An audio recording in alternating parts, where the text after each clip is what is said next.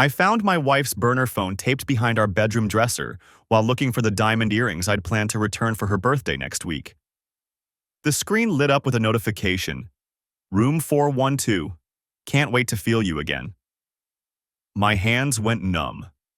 The earrings clattered to the hardwood floor. 3 years of marriage. 5 years together before that. And apparently, room 412 at what I could only assume was a hotel somewhere in our city of Portland, Oregon. I'm Kevin Walsh, 34 years old, senior software architect at a tech firm downtown. My wife, soon-to-be ex-wife, is Amanda Walsh, 32, a pharmaceutical sales rep who travels twice a month for conferences. Those air quotes just became permanent in my mind. The phone was an old iPhone, nothing fancy. I didn't need her passcode because she'd been sloppy. The message showed right there on the lock screen.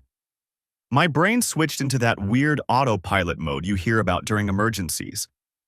Everything slowed down. I could hear my heartbeat in my ears, feel the texture of the cheap phone case, smell Amanda's perfume lingering in our bedroom. Our bedroom. Where we'd made love 2 nights ago. Where she'd told me she loved me before falling asleep with her head on my chest. I sat on the edge of our bed, our California king that we'd spent 3 weekends shopping for because Amanda insisted on testing every mattress in the greater Portland area, and opened my own phone. The tracking app I'd installed on our shared phone plan 6 months ago pulled up immediately. Let me be clear, I'm not some controlling psycho who tracks his wife's every movement. We'd both agreed to install it after Amanda's car broke down on Highway 26 in the middle of nowhere, and she couldn't tell AAA where she was. For emergencies, we'd said. Funny how life redefines that word. The little blue dot showed Amanda's location at the Riverside Hotel. Downtown. 15 minutes from our house in the Pearl District. Room 412. I checked the time. 2:47 p.m. on a Tuesday afternoon. She'd told me this morning she had client meetings all day, wouldn't be home until 7. She'd kissed me goodbye, straightened my collar, reminded me we needed milk. The burner phone buzzed again. Here, parking garage level 2. My stomach lurched. This was happening right now. Not some historical affair I could confront her about later. Right. Now. I did something I'm not proud of, but I'm not apologizing for it either. I grabbed my laptop bag, told my home office I was having a system emergency, and drove to the Riverside Hotel. The whole way there, my mind kept offering me escape hatches. Maybe it's a surprise party, maybe she's helping a friend, maybe the tracking app is wrong. But I knew. You always know. The Riverside is one of those boutique hotels that tries too hard. Exposed brick, Edison bulbs, a lobby that smells like sandalwood and broken promises. I walked past the front desk like I belonged there, heading straight for the elevators. The clerk didn't even look up from her computer. 4th floor. The hallway was empty, decorated in that modern minimalist style that costs a fortune to look cheap. Room 412 was at the end of the corridor, and I could hear voices before I got within 10 feet. Amanda's laugh. The one she saves for when she's really happy, when her guard is completely down. I'd heard it maybe a dozen times in 8 years. On our wedding day, when we found out her sister was cancer-free, the night we closed on our condo. And apparently, when she was with whoever was in that room. I stood outside that door for what felt like an hour, but was probably 30 seconds. Part of me wanted to kick it down. Part of me wanted to run. The smart part, the part that would end up saving me later, pulled out my phone and started recording. I knocked. 3 firm raps. The voices stopped. Footsteps approached. The peephole went dark as someone looked through. Housekeeping, I said, deepening my voice slightly. We don't need, a man's voice started. I knocked again, harder. Housekeeping. Need to check the bathroom leak from upstairs. More whispers. Then the door opened 6 inches, security latch still engaged. A guy in his 40s, decent shape, expensive watch, wedding ring catching the hallway light. He was wearing a hotel robe. "There's no leak," he said. "We're fine." "Sir, we've got water damage reports from 512. I need to check your ceiling. Hotel policy." His face did this complicated dance between annoyance and concern. The concern won. He closed the door, I heard the latch slide, and then it opened fully. That's when I walked in with my phone camera rolling. Amanda was on the bed, wearing lingerie I'd never seen before. Red. She always told me she didn't like red, said it wasn't her color. Her face went through several expressions in rapid succession. Confusion, recognition, horror, and finally something that looked almost like relief. "Kevin," she whispered. The man, I'd learned later his name was Bradley Atkins, 43, married with 2 kids, senior vice president at the same pharmaceutical company where Amanda worked, grabbed for his pants. "Who the hell are you?" "I'm the husband," I said, keeping my phone steady. "And you are?" Amanda started crying. Not the pretty kind of crying from movies, but the ugly, hyperventilating kind. Oh God, Kevin, you can what?" I kept my voice level, almost curious. "Explain? There's nothing to explain. I can see everything I need to see." Bradley had his pants on now, was reaching for his shirt. "Look, man, I didn't—" "Save it," I cut him off. I let the silence stretch. Amanda's mascara runs in black rivers down her face, and Bradley's fumbling with his pants like a teenager caught by his girlfriend's father. The phone in my hand is still recording. Every second of this is being backed up to 3 different cloud services. "Kevin, please," Amanda starts. "How long?" My voice comes out flat. "Clinical?" She opens her mouth, closes it. Her hands twist together, and I notice she's still wearing her wedding ring. That detail hits harder than it should. 6 months, Bradley says. He's got his pants on now, reaching for his shirt. "Look, we can all be adults about this. 6 months. I repeat it, doing the math. "So that Denver conference in March?" Amanda's face tells me everything. "The Chicago trip in April? Portland Business Summit in May, which was literally in this city, by the way. Really efficient." "Kevin, you never meant for me to find out." I step further into the room. Bradley moves toward the door, but I'm blocking it. "Sit down, Bradley. We're not done." "I don't have to. You really want to walk past me right now?" Something in my voice stops him. "Besides, we should talk about what happens next. All 3 of us." Bradley sits on the edge of the bed. Amanda's still standing by the window, arms wrapped around herself. The red lingerie looks cheap in the afternoon light filtering through the curtains. "Here's what's going to happen," I say. "Amanda, you're going to get dressed. Then we're all going to have a conversation about how this plays out. Because right now, I'm the only one with leverage, and I'm the only one thinking clearly." "You can't," Bradley starts. "Can't what? Can't record you in a hotel room my wife rented with money from our joint account?" "Actually, I can. Oregon's a one-party consent state, and I'm a party to this conversation now." The software architect in me appreciates the legal clarity. "But let's talk about what you can't do, Bradley. You can't let your wife find out. You can't let your company know you're sleeping with a subordinate. Amanda's technically under your division, right? That's a termination-level violation at most companies, especially ones with strict ethics policies." His face goes pale. "Good.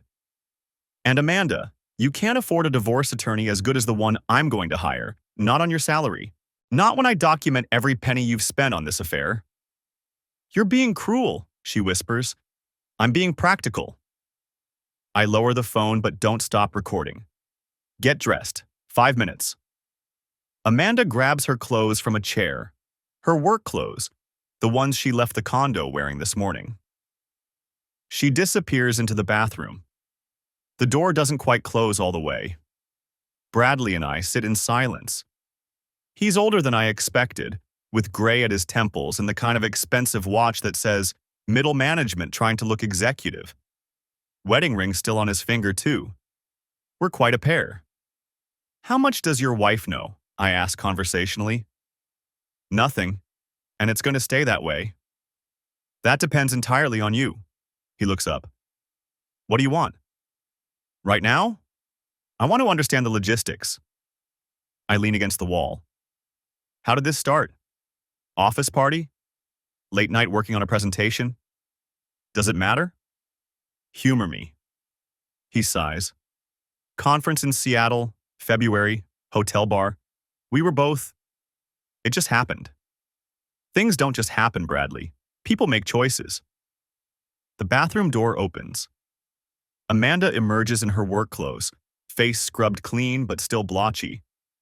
She looks younger without makeup, smaller. Amanda, when were you going to tell me? I don't know.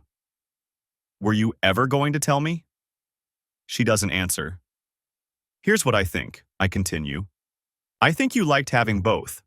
The stable home life with me, the excitement with Bradley. Best of both worlds.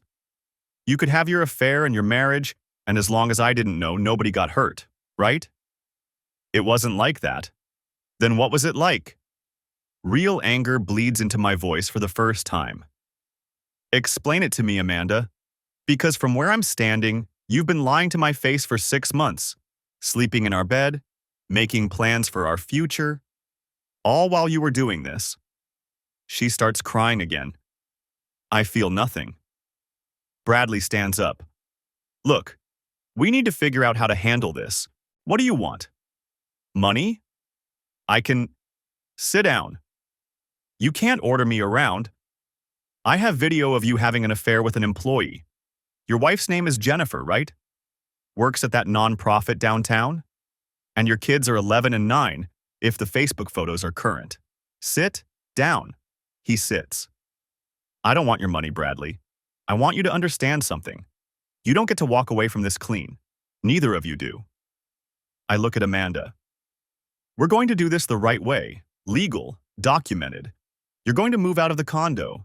It's in my name anyway. You just moved in after we got married. You're going to agree to a fair division of assets, which won't be much since you brought almost nothing to the marriage. And you're going to do it quietly, without drama. Because if you fight me, I will make sure everyone knows exactly why we're getting divorced. Kevin, please, can we just talk about this? We are talking about it. This is the conversation. I check my phone. The recording is at 18 minutes. Bradley, you're going to stay away from my wife starting today. Not another text, not another call, nothing.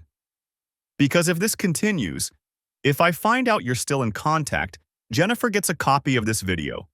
Your HR department gets a copy. Everyone gets a copy. Are we clear? Crystal, he mutters. Amanda? She nods, not looking at me. Good. Now, Bradley, you're going to leave first. Take the stairs, not the elevator. Amanda and I are going to have a private conversation, and then she's going to come home and pack a bag.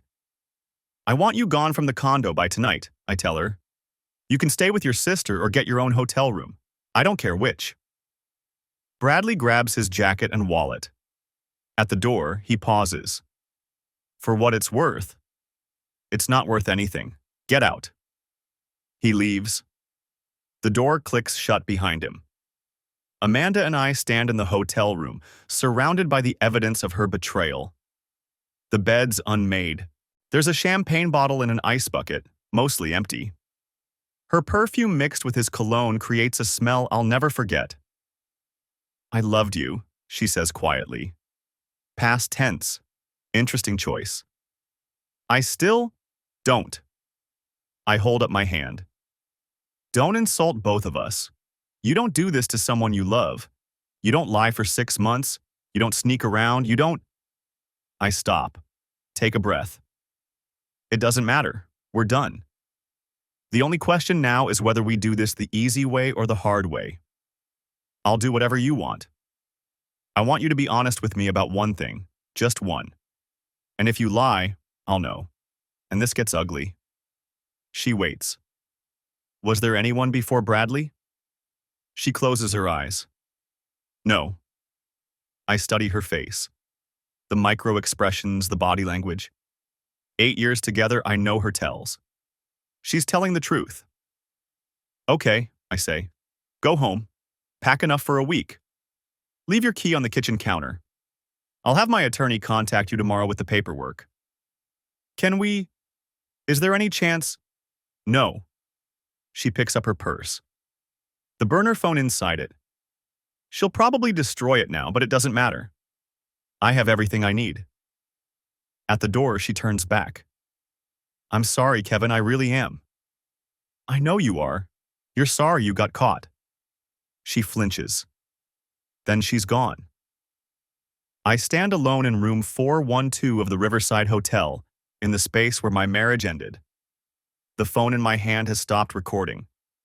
I have 43 minutes of video evidence, 3 cloud backups, screenshots of the burner phone messages. I sit down on the bed, then immediately stand up again. Can't do it. Instead, I walk to the window. Portland spreads out below, the city where we built our life together. Past tense now. Everything's past tense. My phone buzzes. A text from an unknown number. We need to talk. This isn't over. B.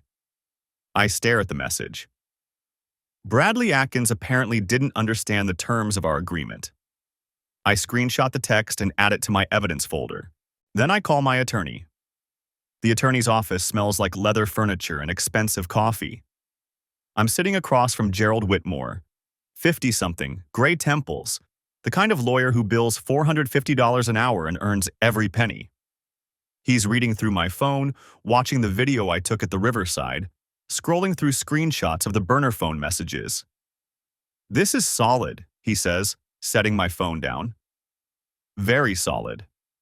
Oregon's a no-fault state, so the affair itself won't affect the divorce terms legally, but this, he taps the screen, gives us significant leverage in negotiations. The threat from Mr. Atkins, however, is concerning. That's why I'm here at 8 in the morning, I say. It's Wednesday. 20 hours since I walked into room 412. Amanda moved her essentials out yesterday evening while I sat in my car outside the building, watching movers carry boxes. She's staying with her sister in Beaverton. I know this because I still have access to the tracking app. She hasn't thought to disable it yet. Gerald leans back in his chair. Walk me through your digital footprint. Bank accounts, credit cards, passwords. Everything. Why? Because Mr. Atkins is a senior VP at a pharmaceutical company. He has resources, connections, and apparently a willingness to make threats. I've seen scorned affair partners do remarkable things when they're desperate.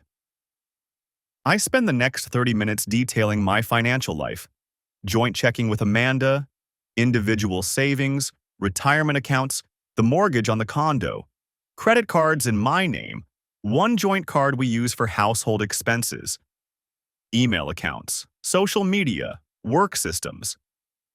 Change everything, Gerald says, writing notes on a legal pad. Every password, every security question. Enable two-factor authentication on anything that allows it. Check your credit report daily. And Kevin, he looks up. Do not, under any circumstances, engage with Bradley Atkins. No calls, no texts, no emails. If he contacts you, screenshot it and send it to me immediately.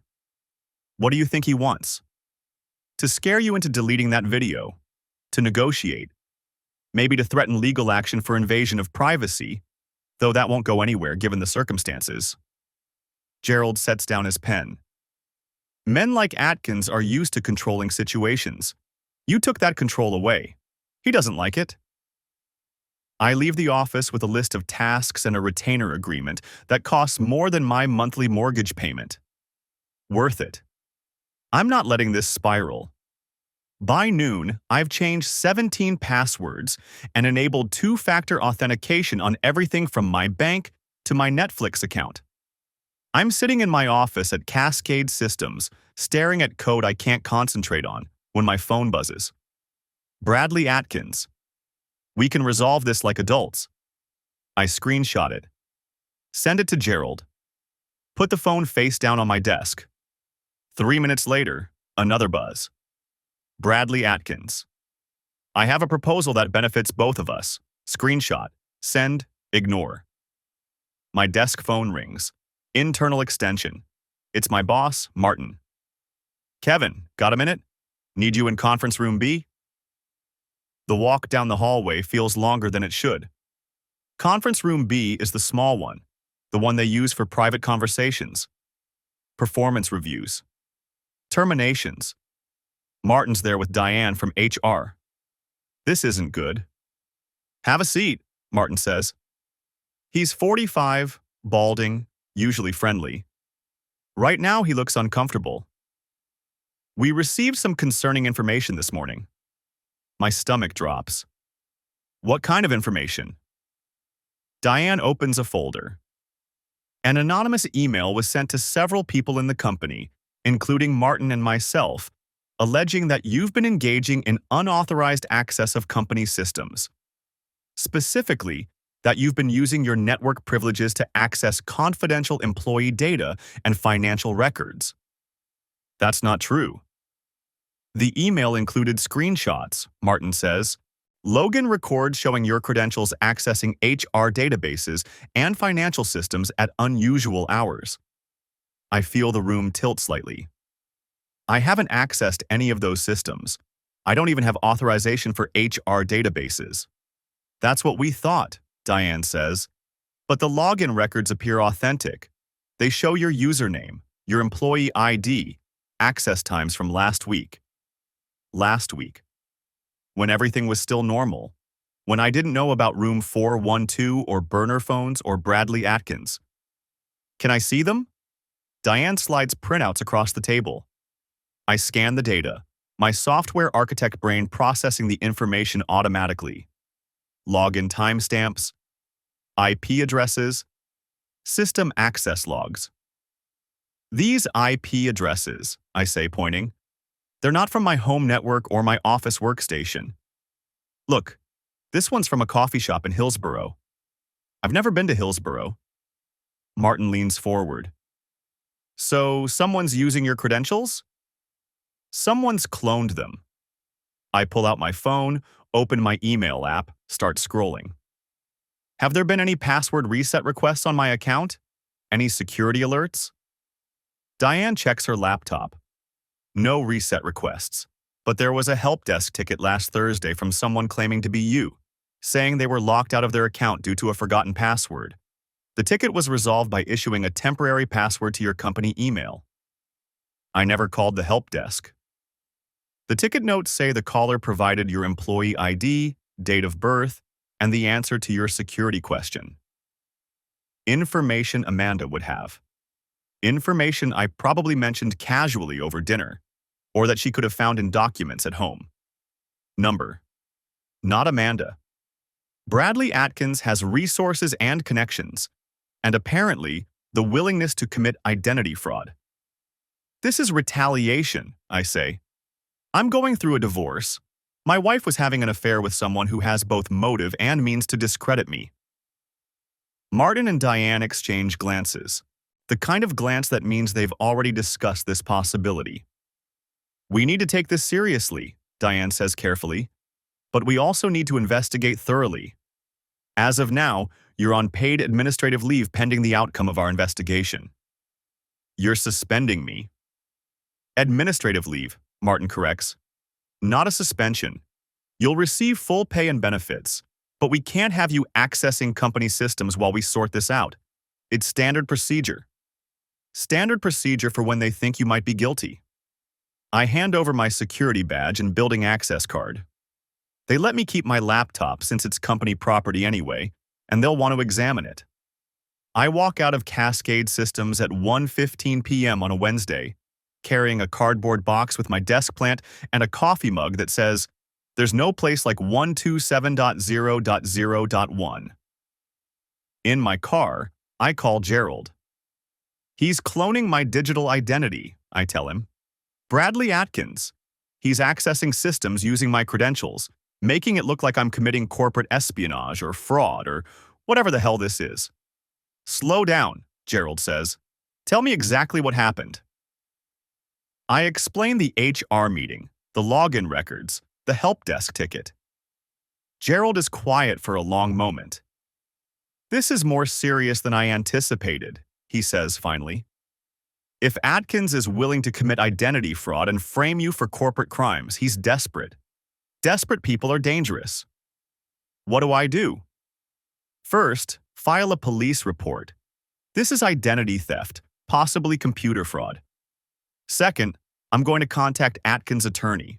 Yes, I'm assuming he has one by now, and make it clear that any further harassment or illegal activity will result in immediate legal action. Third, you need to lock down everything. And I mean everything. I spend the afternoon at the police station, filing a report with a detective named Lisa Brennan, who looks skeptical until I show her the timeline. Discovery of affair on Tuesday. Threat from Atkins that evening. Fraudulent system access starting last Thursday, before I even knew about the affair. Wait, she says, reviewing her notes. The fake login activity predates your discovery of the affair? By almost a week. So this wasn't reactive. This was planned. The realization settles over me like cold water. Bradley Atkins didn't start cloning my identity after I caught him.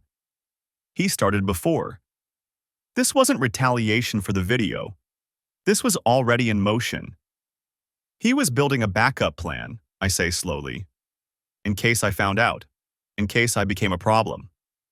Detective Brennan looks up from her notepad. A backup plan for what? That's when my phone buzzes. Unknown number. The message is simple. Check your bank account. I open my banking app with shaking hands. My savings account, the individual one, not the joint account with Amanda, shows a balance of $127.42. It should show $43,000. There's a single transaction from this morning. Wire transfer. $42,872.58. International account. 7829. Someone just stole my life savings. And I'm looking at Detective Brennan, watching her expression shift from skeptical to serious, knowing that whoever did this, Bradley or Amanda, or both of them together, they didn't just plan for me to find out about the affair. They planned for me to be destroyed by it. The detective's office smells like burnt coffee and recycled air. I'm sitting across from Detective Brennan, watching her scroll through something on her computer screen.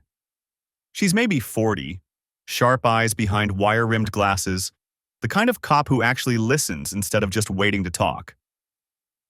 Mr. Walsh, I need you to walk me through the timeline again. When exactly did you first notice the unauthorized access to your work systems? I didn't notice it. My employer did. I was put on leave last Thursday. But the access logs show activity starting 3 weeks before that. March 8th. I lean forward. March 8th was 2 days before I found Amanda's burner phone. 2 days before I knew anything was wrong. Brennan nods slowly, making a note. And the bank transfer occurred on March 27th, correct? Right. 4 days after I confronted them at the hotel. Them being your wife and Bradley Atkins. Yes. She pulls out a printed spreadsheet, slides it across the desk. This is the activity log from your work credentials. Someone accessed your company's financial systems, client databases, and internal communications. They were methodical. Small queries, spread out over time. Nothing that would trigger automatic alerts. I scan the timestamps. Late nights, weekends. Times when I was provably elsewhere, at home with Amanda, at the gym, at my weekly poker game with college friends. They were building a pattern, I say, making it look like I was the one accessing this stuff. That's our assessment.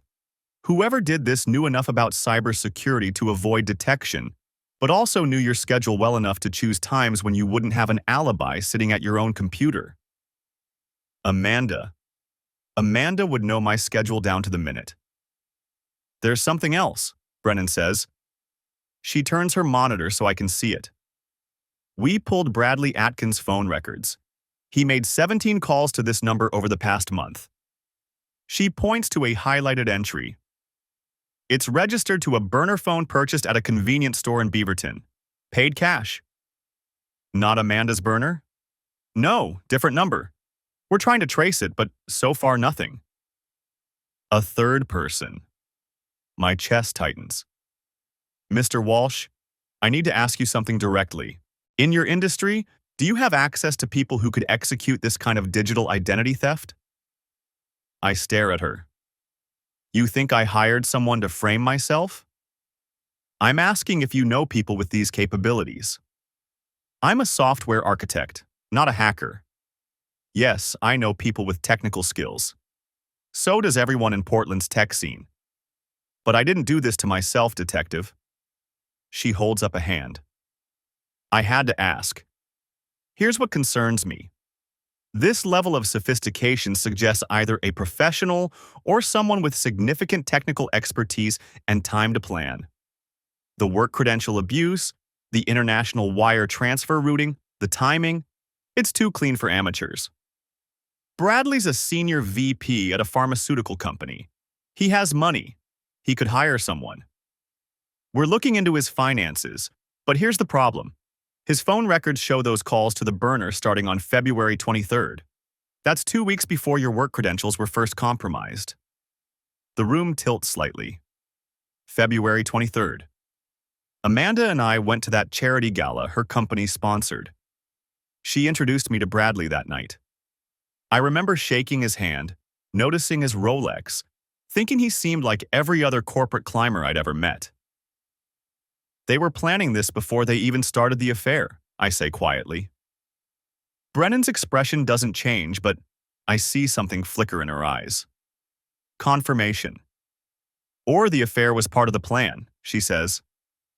I'm sitting in my car in the police station parking lot, hands gripping the steering wheel, trying to process what Brennan just implied.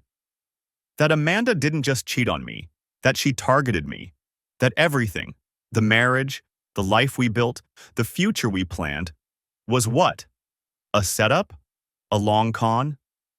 My phone buzzes. Unknown number. I stare at it for 3 rings before answering. Kevin Walsh? A man's voice, unfamiliar, professional. Who is this? My name is Robert Payne. I'm an attorney representing Bradley Atkins. My client would like to meet with you to discuss a resolution to this unfortunate situation. I almost laugh. A resolution? Your client helped steal $43,000 from me and destroyed my career. Mr. Walsh, I think you'll find that the situation is more complex than you realize. My client is prepared to make a substantial offer in exchange for your cooperation. Cooperation with what? A meeting. Today, if possible. There are aspects of this matter that require immediate attention, and frankly, it's in your best interest to hear what Mr. Atkins has to say. I'm not meeting with Bradley. Mr. Walsh, please consider. Tell your client that if he wants to communicate with me, he can do it through the police. Detective Lisa Brennan, Portland PD. I'm sure she'd love to hear from him. I hang up. The phone rings again immediately. Same unknown number. I decline the call. A text arrives. You don't understand what you're involved in. Meet with us or you'll regret it. I screenshot it, forward it to Brennan's email, then block the number. My hands are shaking. Not from fear, from rage. The controlled, methodical anger that's been building since I found that burner phone is crystallizing into something harder. They thought they could destroy me. Frame me, rob me, ruin my reputation, and then what? Threaten me into silence? I start the car and pull out of the parking lot. I'm not going home. The condo still feels contaminated, and Amanda's supposed to be moving her stuff out today anyway. Instead, I drive to the public library downtown, find a quiet corner with a computer terminal, and start digging. If they've been building a digital clone of my identity, there will be traces. Accounts I didn't open, applications I didn't submit, activity I didn't authorize. I start with credit monitoring. I've had alerts set up for years, but I pull my full reports from all 3 bureaus. There, an inquiry from a bank I don't use, dated March 15th. A credit card application, denied because I already have excellent credit and the algorithm flagged it as suspicious. I check my email accounts, all of them, including the old ones I barely use. In my college email address buried in spam, I find a password reset notification for a cryptocurrency exchange. Dated March 10th. I never requested it. I follow the thread. Someone tried to open an account in my name using my college email because it's less monitored. They failed because the exchange required additional verification, but they tried. I keep digging. An hour passes, then 2. I find 3 more attempts. A PayPal account, a Venmo profile, a business license application in Washington State. All failed or incomplete, but all using my information. They were testing. Seeing what they could access, what would work, building a parallel digital identity piece by piece.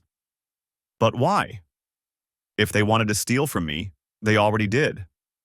If they wanted to frame me at work, mission accomplished. What's the end game? My phone buzzes. Gerald Whitmore, my attorney. Kevin, we need to talk. Amanda's lawyer just sent over a filing. She's claiming you've been abusive, that she fears for her safety, and she's requesting a restraining order. I close my eyes. Of course she is. On what grounds? She claims you've been monitoring her without consent, that you broke into her hotel room and threatened her and Mr. Atkins, and that you've been sending harassing messages. I have video of her admitting to the affair. I have the burner phone. I haven't sent her a single message since she moved out. I know, and we'll fight it. But Kevin, there's something else. She's also filing for divorce, and she's claiming you hid marital assets. Specifically, she says you transferred $43,000 out of your joint savings without her knowledge or consent. The room spins. That's the money that was stolen from me. The wire transfer the police are investigating. I understand that. But her filing claims you made the transfer yourself and are now falsely reporting it as theft to avoid asset division. They're not just framing me for corporate espionage, they're framing me for stealing from myself. And suddenly, horribly, I understand. The backup husband isn't digital, it's legal. They're creating a paper trail where I'm the abuser, the thief, the unstable spouse, where Amanda is the victim, where every action I've taken to protect myself becomes evidence of my guilt. If I'm arrested, if I'm convicted, if I'm destroyed, Amanda gets everything: the condo, the remaining assets, the sympathy, the clean exit. And Bradley stays safely in the background, his marriage intact, his career untouched. Gerald, I say quietly, I need you to contact Detective Brennan right now. Tell her about this filing. Tell her they're trying to flip the narrative. I will. But Kevin, you need to be prepared. This is going to get worse before it gets better. I hang up and sit in the library's fluorescent silence, surrounded by people reading newspapers and students studying for exams, normal people living normal lives. Mine ended the moment I found that burner phone. No, it ended before that. It ended when Amanda decided I was expendable. My phone buzzes again. Another unknown number, another text. Last chance. Meet with us tonight. 8 p.m. Riverside Hotel, room 412. Come alone or the police get evidence that will destroy you. Room 412. Where I found them. Where this all started. They want me to walk into a trap. I forward the text to Brennan, then I text back, I'll be there. Because I'm done being the victim in someone else's plan. I'm sitting in my car 2 blocks from the Riverside Hotel with 45 minutes until the meeting and my phone won't stop buzzing. Detective Brennan. 3rd call in 10 minutes. I answer, Kevin, where are you? Her voice has that tight quality cops get when they're trying to stay professional, but really want to grab you by the shoulders and shake sense into you. Out. Don't go to that hotel. We've got enough to move forward without you walking into whatever they've set up. I watch a couple exit a coffee shop across the street, laughing about something. Normal people having a normal evening. What have you got? The burner phone Bradley called? We traced it to a prepaid account opened with a fake ID in Beaverton. Security footage shows a woman matching Amanda's description making the purchase. February 8th. 2 weeks before our anniversary trip to Cannon Beach. I'd surprised her with a weekend at the ocean. She'd cried and told me I was too good to her. So she bought the phone. She bought a phone. We're still working on connecting it to the actual fraud, but Kevin, this is coordinated, professional, the kind of thing that takes months to set up. Brennan pauses. The kind of thing where they've already thought through every move you might make, including calling the police. Especially that. Another pause. I've seen this pattern before. Not exactly like this, but close enough. Identity theft paired with a relationship implosion. Usually ends with the victim so discredited, so buried in legal problems, that by the time we sort it out, they've lost everything. Job, savings, reputation. So what's your advice? Let them win? My advice is to not give them whatever they're hoping to get tonight. Could be a recording of you making threats. Could be setting you up for an assault charge. You show up angry, Bradley's there with witnesses, suddenly you're the violent husband Amanda claimed you were in her filing. I watch the traffic light cycle through its colors. Red to green, to yellow, to red. Or they might actually tell me what this is about. They won't. You don't know that. Kevin. Her voice softens slightly.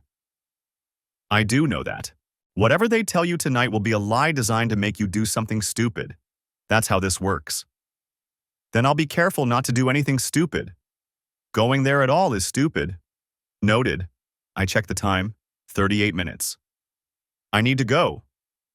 Kevin. I end the call and silence my phone. The smart play is to listen to Brennan. Go home, let the investigation run its course, trust the system. But the system is currently processing Amanda's claim that I'm an abusive husband who stole $43,000 from our joint accounts. The system suspended me from my job based on login records I can't disprove. The system is exactly what they're using against me. I need to know what they want, what the endgame is. And yeah, maybe I need to see Amanda's face when she realizes I'm not as easy to destroy as she thought.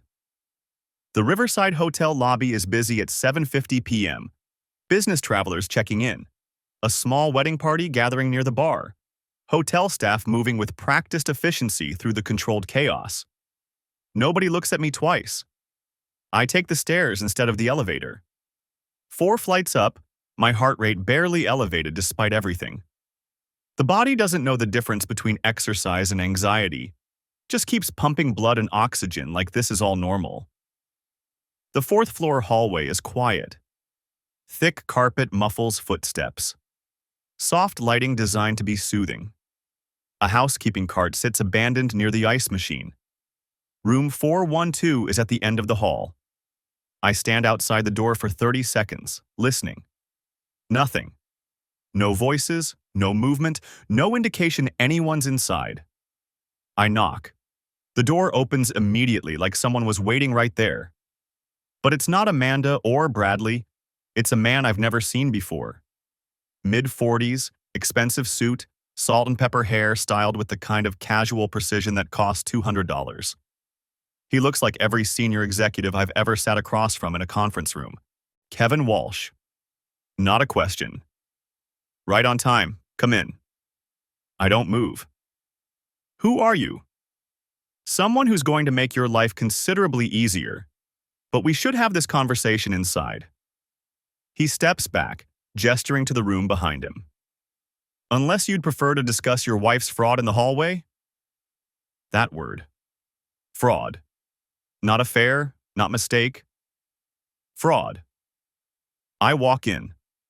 The room is different from last time. They've rearranged it. The bed pushed against the far wall, a small conference table set up near the window with 3 chairs.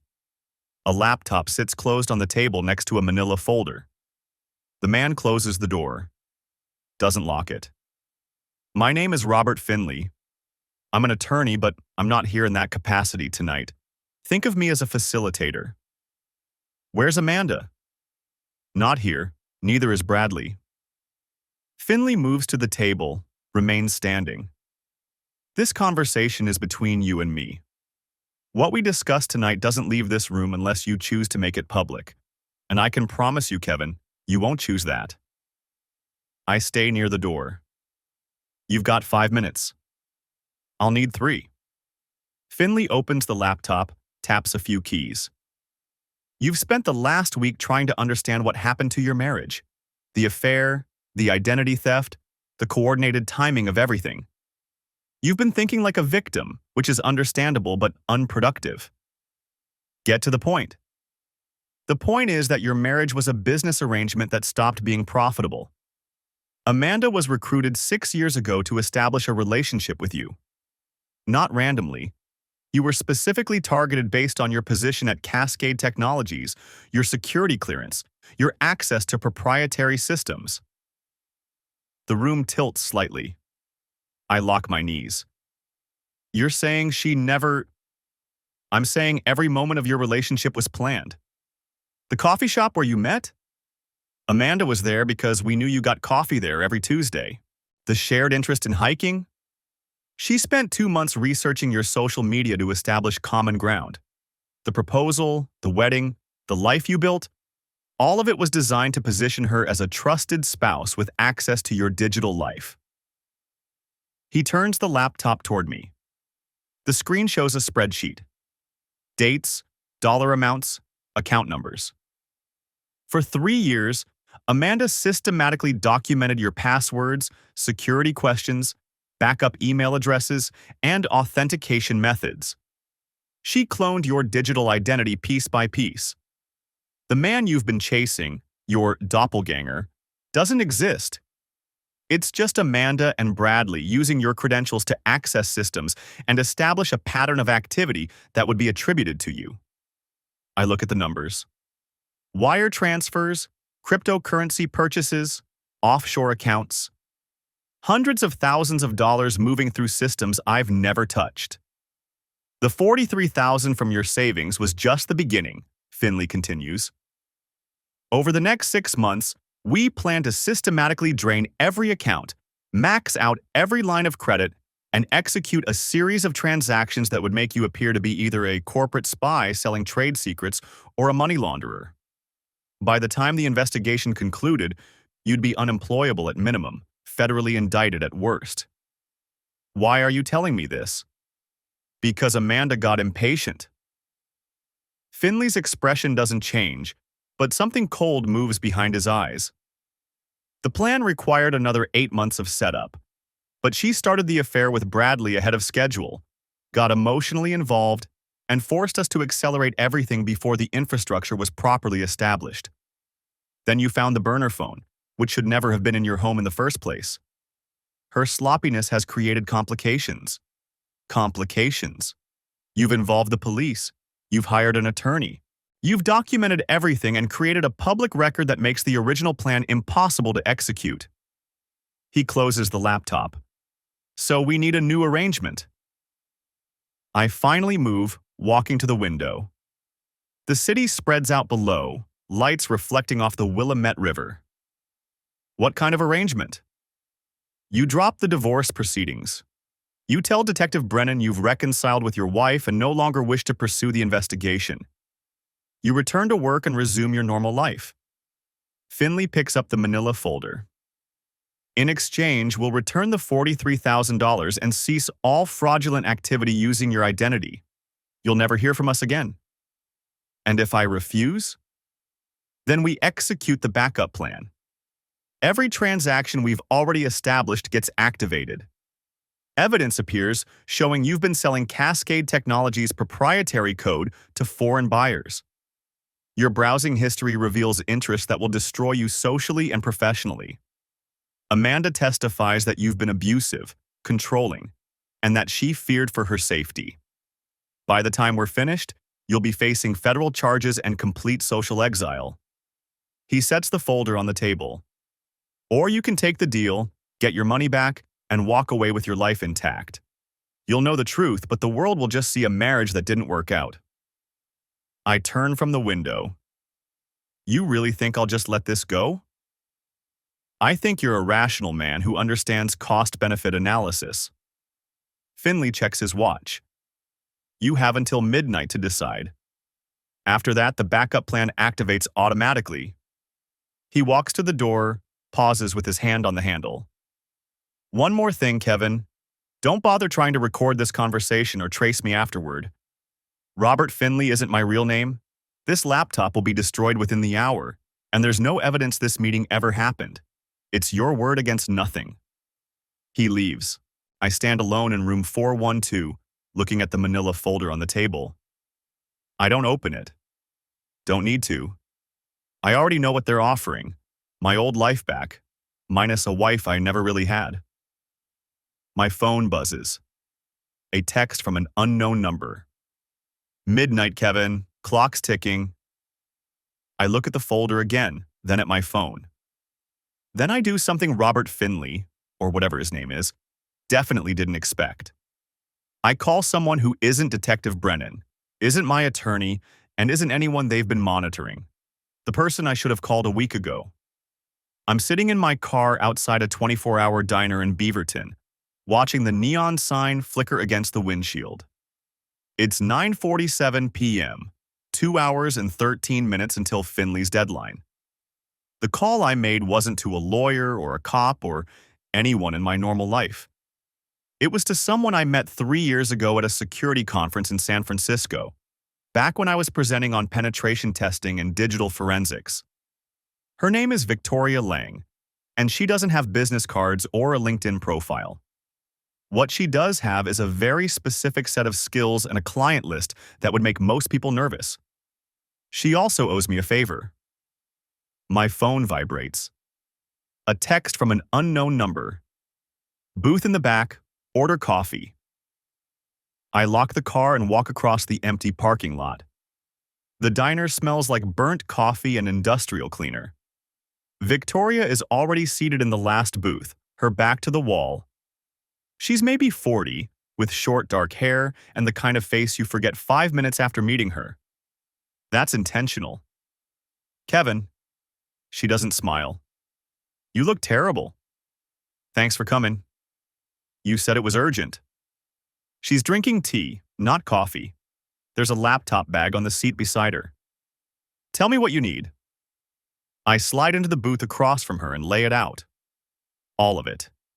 The affair, the identity theft, the 6-year setup, Finley's ultimatum. I show her the screenshots I took of his messages, the detective's preliminary findings, everything I've documented. She listens without interrupting. When I finish, she's quiet for maybe 30 seconds. This is sophisticated, she says finally. Corporate espionage with a long setup period. They embedded an asset in your personal life to maintain persistent access to your professional credentials. Classic honey trap, but the execution is impressive. Can you help me? Depends what you want. She leans back. If you want me to make this go away, to somehow erase what they've built, that's not realistic. They've spent years on this. The digital clone is too established. My stomach drops. So I'm screwed. I didn't say that. She pulls out her laptop, opens it. The screen shows what looks like a network diagram. You said this Finley person gave you until midnight. That means they're confident in their leverage. Overconfident, probably. People who run long cons like this, they get attached to their own cleverness. Okay. Here's what I can do in 2 hours. Her fingers move across the keyboard. I can't erase your digital clone, but I can make it visible. Right now, they're operating in the shadows. Your clone exists in databases and systems where nobody's looking for it. I can flag it. Loudly. What does that mean? It means I can trigger alerts across multiple financial and security systems simultaneously. Make it obvious that someone has been systematically impersonating you. The fraud becomes undeniable, time-stamped, documented by third-party systems they don't control. I think about this. But Finley said they'd activate their backup plan. Federal charges, planted evidence. That's a bluff. Victoria's eyes are cold. Partially, anyway. Could they make your life difficult? Absolutely. But federal prosecutors don't like being used as weapons in corporate espionage schemes. If this becomes public, becomes documented, becomes loud, they lose their leverage. The whole point of their backup plan is the threat. Once they actually execute it, once real federal investigators start looking, they risk exposure. You're saying I should call their bluff. I'm saying their plan depends on you being isolated and afraid, on this staying quiet. She turns the laptop toward me. I can make it not quiet. I can create a digital paper trail so obvious that every financial institution you deal with will be legally obligated to investigate. Credit bureaus, banks, the IRS, they'll all have to respond. It becomes too big to suppress. My coffee arrives. I don't drink it. What's the downside? Your life becomes public, Victoria says. This won't be a quiet divorce and a police investigation that goes nowhere. This becomes a case study. The media will probably pick it up. Local tech professional victim of elaborate identity theft scheme. Your name, your face, everything. It gets messy. Messier than federal charges for crimes I didn't commit? Different kind of messy. She closes the laptop. But here's the thing. Once it's public, once there's documentation from multiple independent sources, you're no longer alone in this. Right now, it's your word against a sophisticated fraud operation. After what I do, it's documented fact. I look at my phone. 10:03 p.m. How long do you need? Give me 90 minutes. She's already pulling out cables, a small device I don't recognize. I need you to sign some authorization forms. You're hiring me as a security consultant to audit your digital footprint. That makes what I'm about to do legal. Mostly? Mostly? I work in gray areas, Kevin. You knew that when you called me. She's right. I did know that. I sign the forms. She slides across the table. My hand is steadier than I expected.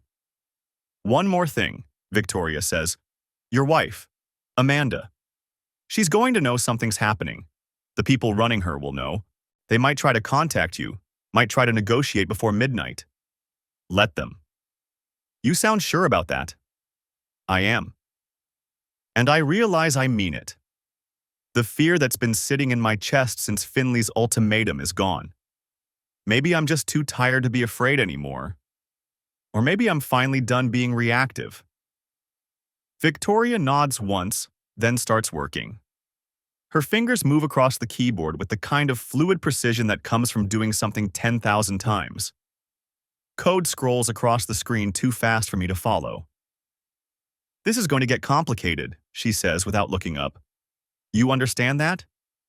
Even if everything goes right, even if we expose them, your marriage is over, your job is probably over, your credit is going to be destroyed for a while.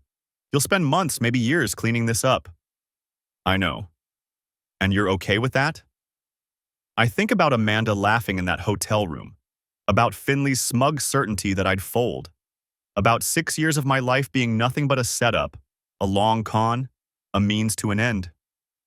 Yeah, I say. I'm okay with that. She glances up, studies my face for a moment, then goes back to her work. My phone buzzes. A text from Amanda. Kevin, please, we need to talk. This doesn't have to be like this. I don't respond. Another buzz. Detective Brennan. Checking in. You doing okay?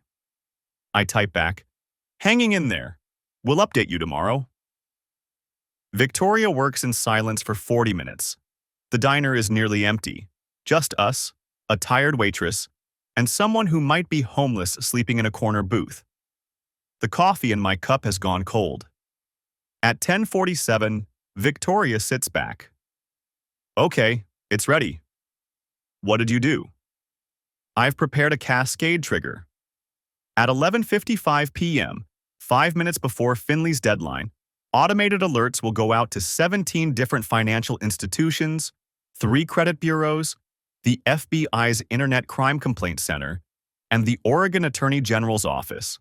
Each alert contains documentation of the fraudulent accounts, the timeline of suspicious activity, and evidence of systematic identity theft. All at once? All at once. Coordinated, time-stamped, impossible to ignore. She shows me the screen. I've also prepared a package for the media. Nothing sensational, just the facts. It'll go to 3 different investigative journalists who specialize in financial fraud.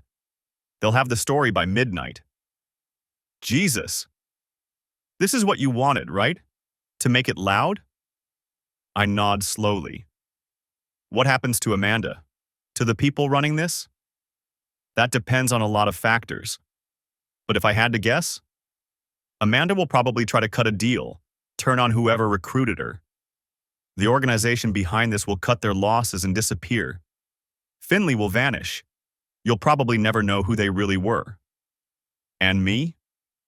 You become the victim who fought back, the guy who refused to be erased. Victoria starts packing up her equipment. It's not a happy ending, Kevin, but it's an ending where you're still standing. My phone shows 10:52 p.m. Do it, I say. She nods, makes a few final keystrokes. It's set. Automatic trigger at 11:55. Can't be stopped now, even if you change your mind. I won't. I know. She stands, shoulders her laptop bag. My fee is $15,000. Send it to the account on the form you signed. And Kevin, get a new phone number, new email. Maybe take a vacation when this is over. Thank you. Don't thank me yet. Wait until you see how this plays out. She pauses at the booth. For what it's worth, you made the right call. People like them, they count on you being too afraid to fight back. Screw that. Then she's gone. I sit alone in the booth, watching the minutes tick down on my phone. At 11:53, 2 minutes before the cascade triggers, I get one final text from the number Finley used. Last chance, Kevin. Choose wisely. I delete it without responding. At 11:55, my phone starts buzzing with notifications, emails, alerts, automated messages from banks and credit agencies. It started. I order another coffee and wait for midnight. The class action lawsuit took 14 months to resolve. Turns out I wasn't the only one. Victoria's cascade trigger didn't just expose what happened to me, it revealed a pattern. 7 other people across 3 states, all tech professionals, all systematically targeted by what the FBI eventually identified as an organized fraud ring operating out of Seattle. Amanda was a recruiter, one of 5. Bradley Atkins was middle management in the operation. Robert Finley, real name unknown, was never found. Amanda took a plea deal. 8 years, eligible for parole in 5. She gave up everything she knew about the organization, which wasn't much. They'd compartmentalized well. She testified that she'd been recruited out of college, trained for 6 months, then deployed to Portland with a manufactured identity and a target list. I was number 3 on that list. The first 2 had been successfully drained and discredited before I ever met her at that coffee shop on a Tuesday morning 8 years ago. She cried during her testimony. Said she'd actually fallen in love with me somewhere along the way, that it had stopped being just a job. Her attorney tried to use that for leniency. The judge wasn't impressed. I was in the courtroom when she was sentenced. She looked at me once, just before they led her away. I didn't look back. Bradley Atkins lost everything: his job, his marriage, his reputation. Turns out he wasn't a mastermind, just a useful idiot who thought he was having an affair and didn't ask questions when Amanda suggested he help with some financial planning.